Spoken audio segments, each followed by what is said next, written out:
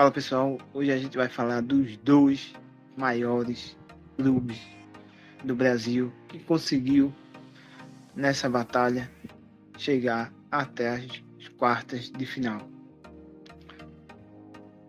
que é o Fluminense e o Palmeiras. Fluminense e o Palmeiras demonstrou garra, força para conseguir chegar até as quartas de final. Com muita dedicação em campo e força de vontade, conseguiram vencer grandes clubes de fora. E fala aí. O Fluminense, né, ao meu ver, teve a caminhada mais difícil do que o do Palmeiras. Foi mais dura, Foi mais pesada. mais pesado. Pegou o Borussia, grandes times, logo de cara também, né? Isso. O Borussia pegou a Inter de Milão, que é a vice-campeã. Pegou europeia. A Inter, mesmo em um começo de trabalho do novo treinador, mesmo assim ainda tem jogadores mais qualificados que o Fluminense. Mas o técnico Renato Gaúcho conseguiu montar um bom esquema que conseguiu neutralizar. Prendeu, né? Prendeu a Inter. Prendeu. A Inter teve a bola, teve chance, chutou, mas o Fluminense, com o esquema dele e também com a qualidade do Fábio, que ajudou muito nas defesas. Fábio foi bom. Thiago Silva. Até agora Fábio tá bem na posição dele lá de goleiro. É um dos melhores goleiros da Copa do Mundo. Do brasileiro, né? Dos brasileiros. Dos times brasileiros. Os times brasileiros, Fábio tá em bom destaque como goleiro nessa Copa do Mundo dos clubes. E o Palmeiras também conseguiu ganhar de grandes clubes também. E agora vem um desafio, eu vou dizer, um pouco maior também, né? Que é o Chelsea. Chelsea também é um time bem gigante, né? É um time gigante. Para ser enfrentado, ele tem que... Tem jogadores que eles pagaram milhões de euros para jogar no Chelsea. Então eles têm a responsabilidade de jogar mais do que o Palmeiras, pelo valor investido.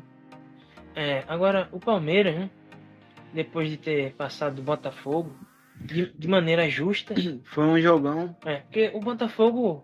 Um jogão. Que não jogou nada. Foi praticamente assim... O time do Botafogo não jogou. Eles tiveram quase nenhuma chance criada no primeiro tempo.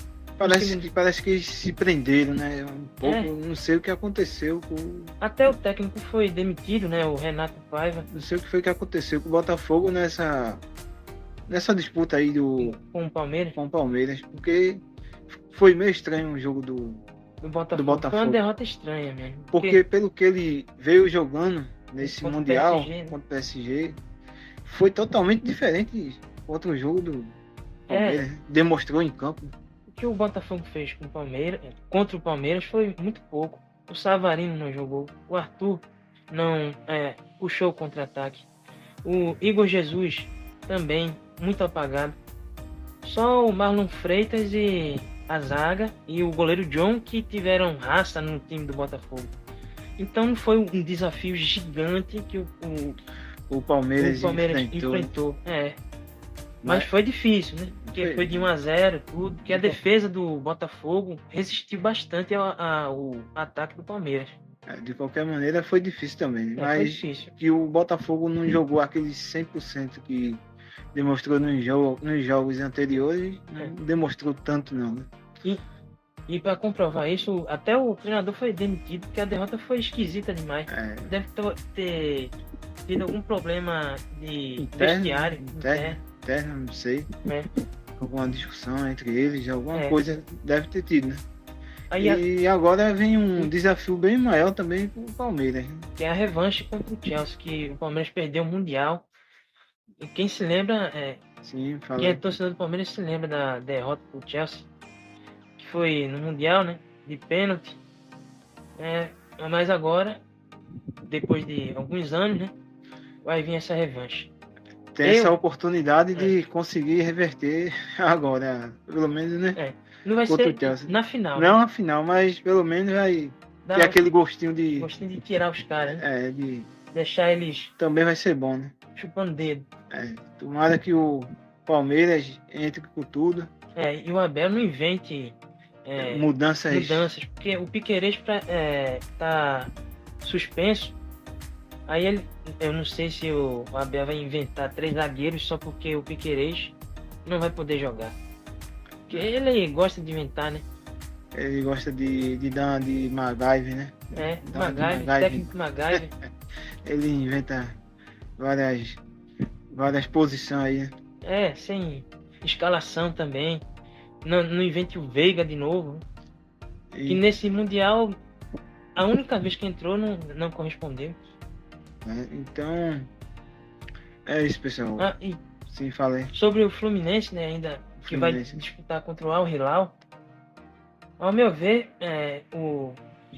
a única coisa que vai mudar é a formação tática do Fluminense.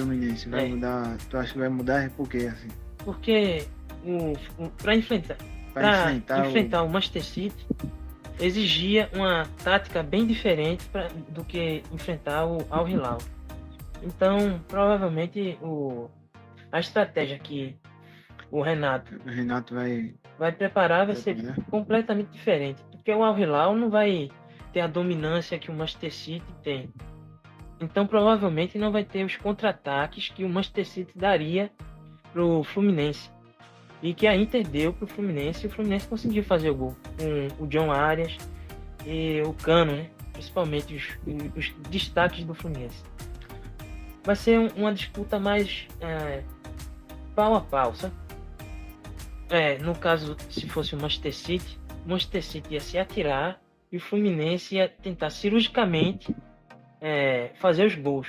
Contra-ataque? No contra-ataque. Assim, né? Nos contra-ataques fazer os gols. Agora, contra o Al Hilal, não. O Al Hilal vai se defender. Vai saber se segurar, né, atrás.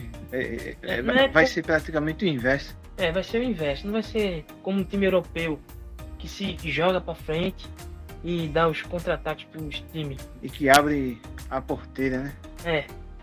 Entendi. O Al Hilal vai se defender bem e o Fluminense que se cuide no contra-ataque.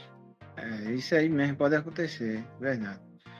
Então a nossa visão é essa aí, sobre os 2 maiores times brasileiros nessa que competição. Conseguiu chegar até as quartas de final, já está gravado nas quartas de final. Então é isso, pessoal, vamos esperar o resultado dos jogos, né? E vamos ver quem é que vai passar. E é isso, valeu, falou, pessoal.